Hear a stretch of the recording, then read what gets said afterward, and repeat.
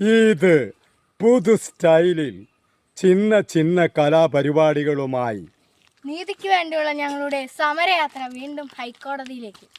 വിവിധ വിഷയങ്ങളിൽ നീതി ലഭിക്കുന്നതിനായി ഞങ്ങൾ ഹൈക്കോടതിയുടെ സഹായം തേടിയപ്പോൾ അവർ ഞങ്ങളെ കീഴ്ക്കോടതിയിലൂടെ കറക്കി തിരിച്ച് വർഷങ്ങൾ പാഴായതല്ലാതെ യാതൊരുവിധ പ്രയോജനവും ഉണ്ടായില്ല.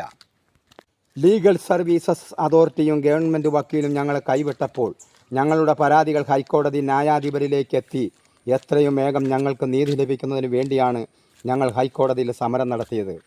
അസ്ഥിയുടെ തേയ്മാനം കാരണം കൂലിപ്പണി ചെയ്യാൻ പറ്റാത്ത അവസ്ഥയാണ് എനിക്കിപ്പോൾ. സ്വന്തമായി വീടും സ്ഥലവും ഞങ്ങൾക്കില്ല. വാടക വീട്ടിലാണ് ഞങ്ങളിപ്പോൾ താമസിക്കുന്നത്.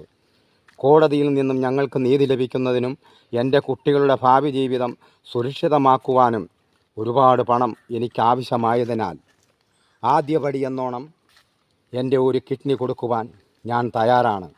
ഒരു നല്ല കാര്യത്തിനായി എൻ്റെ കിഡ്നി കൊടുക്കുമ്പോൾ ശേഷിക്കുന്ന എൻ്റെ ജീവിതകാലം വരെയും വളരെ സന്തോഷത്തോടെ അഭിമാനത്തോടെ എനിക്ക് ജീവിച്ച് മരിക്കാം.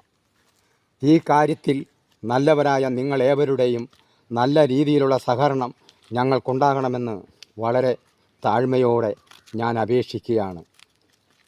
എൻ്റെ കിഡ്നി ആവശ്യമുള്ളവർ 96 45 77 22 62 ഈ ഫോൺ നമ്പറുമായി ബന്ധപ്പെടുക.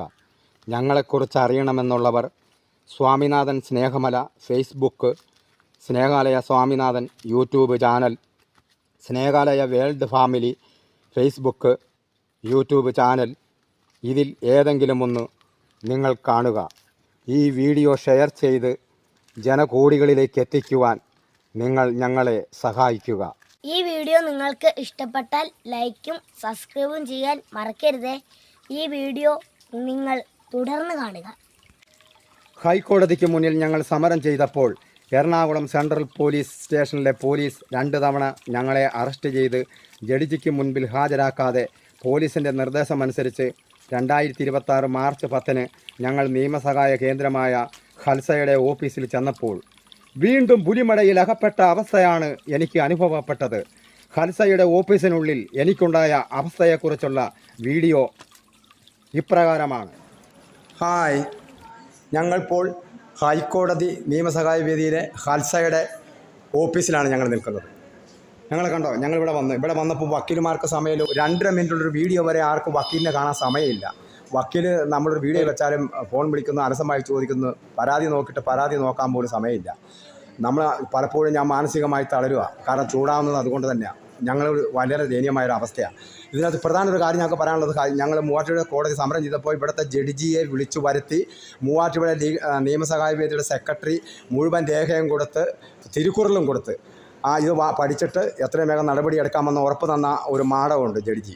ആ ജഡ്ജിയെ കാണാൻ വേണ്ടിയിട്ടാണ്. ഇപ്പോൾ നിയമസഹായ വേദിയുടെ സെക്രട്ടറിയെ വിളിച്ചിട്ട് എടുക്കുന്നില്ല, അത് തിരക്കായിരിക്കും. ആ ജഡ്ജിയെ കിട്ടിയാൽ ഞങ്ങൾ രക്ഷപ്പെട്ട്. അതുകൊണ്ട് ആ ജഡ്ജിയെ ഇവർ വിളിക്കാനും തയ്യാറാകണം. ജില്ലാ കളക്ടർ നിയമലംഘനം നടത്തിയിരിക്കുന്നു, റൂറൽ SP നിയമലംഘനം നടത്തിയിരിക്കുന്നു, DVSP നടത്തിയിരിക്കുന്നു. ഇവരെ പേടിച്ചിട്ടാണോ? ഞങ്ങളെ പാവങ്ങളായതുകൊണ്ട് എന്തും ചെയ്യാമെന്നൊരു അവസ്ഥയിലേക്ക് വന്നിരിക്കുകയാണ്. ഞങ്ങളെ പരിഹസിക്കുകയാണ്. അതുകൊണ്ട് ഞങ്ങളിപ്പം ഇവിടെ നിന്ന് ഞങ്ങൾ ഇറങ്ങില്ല. പടതി അടിച്ചു മാറ്റാൻ ഞങ്ങൾ ഇറങ്ങില്ല. Okay, bye. മാനവ നന്മയ്ക്കായി ഞാൻ വാങ്ങിയ 7 സെൻറ്റ് സ്ഥലത്തുള്ള എൻ്റെ കെട്ടിടത്തിന് മുന്നിൽ കറുത്ത പടുത കൊണ്ട് മറച്ച എൻ്റെ എതിർകക്ഷികൾ വീണ്ടും എന്നെ മഹാ അപകടത്തിലേക്ക് വലിച്ചഴിച്ച സംഭവത്തെക്കുറിച്ചുള്ള വീഡിയോ സഹിതം കോടതിയെ ബോധ്യപ്പെടുത്താൻ വേണ്ടിയാണ് ഞങ്ങൾ ഖൽസയുടെ ഓഫീസിൽ ചെന്നത്. ഓഫീസിനുള്ളിൽ ഞങ്ങൾക്കുണ്ടായ അനുഭവത്തെക്കുറിച്ചുള്ള വീഡിയോ പിടിച്ചു കഴിഞ്ഞ് ഏതാനും മിനിറ്റുകൾക്കുള്ളിൽ അവർ പോലീസിനെ വിളിച്ചു വരുത്തി. ഉടൻ തന്നെ ഖൽസയുടെ ഓഫീസിൽ നിന്നും ഞങ്ങൾ പുറത്തിറങ്ങി. ഞങ്ങളുടെ പരാതികൾ ജഡ്ജിയിലേക്ക് എത്തിക്കാൻ എന്തെങ്കിലും നിയമ സംവിധാനങ്ങൾ ഉണ്ടോ എന്ന് ഞങ്ങളെ അന്വേഷിക്കുന്നതിനിടയിൽ പോലീസ് വാഹനം ഞങ്ങളുടെ അടുക്കൽ നിർത്തി. പോലീസ് ഞങ്ങളുടെ അവസ്ഥകൾ മനസ്സിലാക്കാതെ അവരുടെ ശ്രമം എന്തായിരുന്നുവെന്ന് ശ്രീകുട്ടി പറയും. ഒരു പോലീസ് ചേട്ടൻ്റെ അരക്കെട്ടിൽ പിടിച്ചുകൊണ്ട് കേരള വണ്ടിയിൽ എന്ന് പറഞ്ഞ് 2 അടി മുന്നോട്ട് കൊണ്ടുപോയി.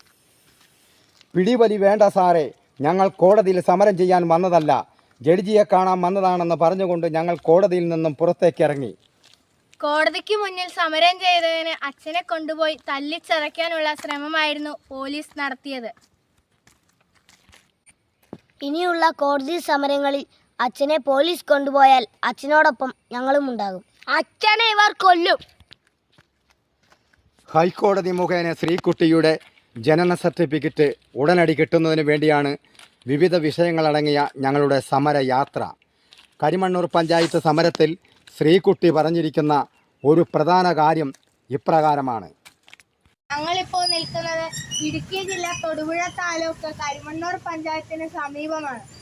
ശ്രീകുട്ടിയുടെ ജനന സർട്ടിഫിക്കറ്റ് കിട്ടുന്നതിനായി 2.5 വർഷക്കാലം ഞങ്ങൾ കരിമണ്ണൂർ പഞ്ചായത്ത് കയറിയിറങ്ങിയിട്ട് സർട്ടിഫിക്കറ്റ് കിട്ടാതെ വന്നപ്പോൾ 2023 ജൂൺ 30 ഞങ്ങൾ കരിമണ്ണൂർ പഞ്ചായത്ത് സമരത്തിലാണ്.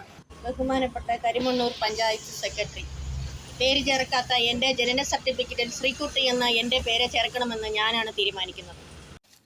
ന്യായവും സത്യവും നന്മകളും അടങ്ങിയ ഞങ്ങളുടെ നീതിക്ക് വേണ്ടിയുള്ള ഹൈക്കോടതി സമരത്തെ എതിർക്കാനും തടയാനും ശ്രമിക്കുന്നവർ ഞങ്ങളുടെ ഈ വീഡിയോ ഒന്ന് കാണുക. ഇതിലൂടെ പറഞ്ഞിരിക്കുന്ന കാര്യങ്ങളിലൂടെ എല്ലാം വിശദമായി പഠിക്കുമ്പോൾ ഞങ്ങളോട് കാട്ടുന്ന കൊടും ക്രൂരത എത്രമാത്രമാണെന്ന് സ്വയം മനസ്സിലാക്കാൻ ശ്രമിക്കുക. കോടതിയെയും ന്യായാധിപരെയും ഞാൻ ബഹുമാനിക്കുന്നു. വിവിധ വിഷയങ്ങളടങ്ങിയ പരാതികൾ ഈ ഫയലിനുള്ളിലാക്കി ന്യായാധിപരിലേക്ക് എത്തിക്കുന്നതിന് വേണ്ടിയാണ് ഞങ്ങൾ ഹൈക്കോടതിക്ക് മുന്നിൽ സമരം ചെയ്യുന്നത്. പട്ടിപുല്ല് തിന്നുകയുമില്ല, പശുവിനെ കൊണ്ട് തീറ്റിക്കുകയുമില്ല എന്ന ഉറച്ച നിലപാടാണ് നിയമസഹായ വേദിയും വക്കീലും പോലീസും എടുത്തിരിക്കുന്നത്. ഈ ഫയലുകൾ ന്യായാധിപരിലേക്ക് എത്തിക്കാൻ ഹൈക്കോടതി സമരം ഞങ്ങൾ തുടരും. എല്ലാം വിശദമായി പഠിച്ച് ജഡ്ജി നൽകുന്ന നീതിയോ ശിക്ഷയോ എന്തായിരുന്നാലും സ്വീകരിക്കാൻ ഞാൻ തയ്യാറാണ്. പ്രപഞ്ചം നിറഞ്ഞ സ്നേഹത്തോടെ സ്നേഹാലയ വേൾഡ് ഫാമിലി.